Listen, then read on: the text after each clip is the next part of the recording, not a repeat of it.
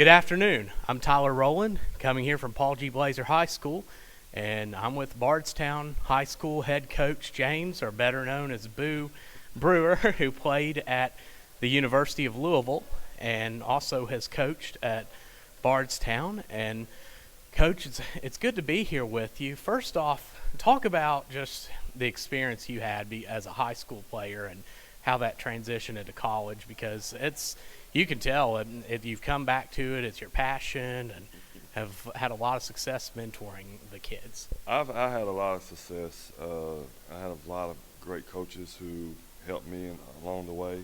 One of them was Garner Martin, the great Garner Martin, who's like one of the football legends. And then I had Ned Johnson and a lot of great coaches that have paid the way for me. And so the thing is that me giving back to my kids and being in my hometown means a whole lot to me right now. And so I just love the game of basketball. I love giving back, and I love this trying to help kids be successful. Mm-hmm. Talk about these kids and just what a community-oriented bunch this is. Well, this is a very community-oriented school, team, and the players. You come to our games and you see the whole community comes out for our games. And so to me, I think that's a plus. It means that I'm doing something that's justifying to these kids to help them to be successful, because they never know somebody in the stands or could be their boss one day. And so with me, I love this community. Our principal is awesome. Our superintendent is awesome. Our football coach is awesome. Everything about Bardstown High School is awesome.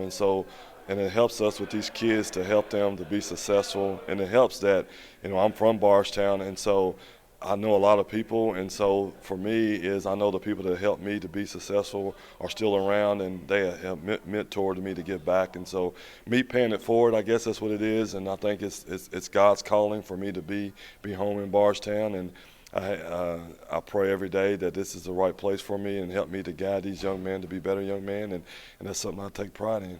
Mm-hmm. Yes, and you're heavily involved in your church and community. Talk about that and just what it means to you. Well, first, the thing is I wouldn't be nothing without him in my life, without God in my life. And so I wouldn't be the person I am without my wife, who is is one of the ladies that in my life who, when I first met her, she was just God-driven. And just something about her just made me feel like I am missing out on something. And so once God came to my heart and came to my soul and this and that, but through her and her family, it just helped me to become a better man, and become a better father, and become a better coach. And so there I can go out and I try to live it each and every day in front of my players. We pray before we practice, we pray after practice, and so each day my wife and myself and her friends, they call out each one of my players' name. And so it's a blessing to have that group, that support. It's also the blessing to have Christ in your life, because without him, like I said, I'm nothing. I am nothing, and I couldn't do anything without him. Mm-hmm.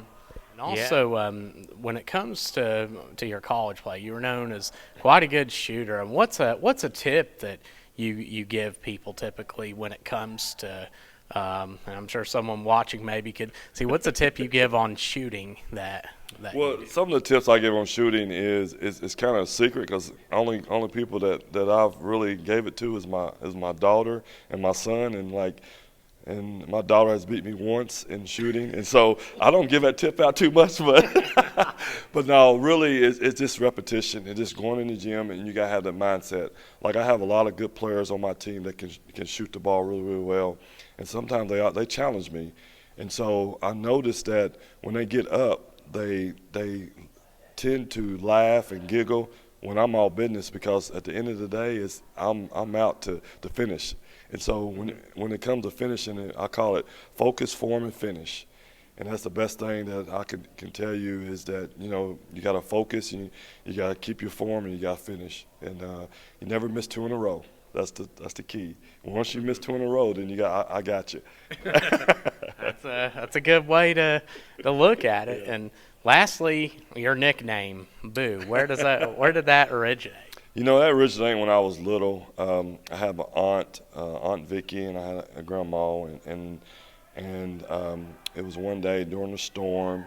and I was scared of storms, scared of the dark. The lights went out, and so my aunt just kept saying "boo," like that in the dark, and I would run to her, like for safety.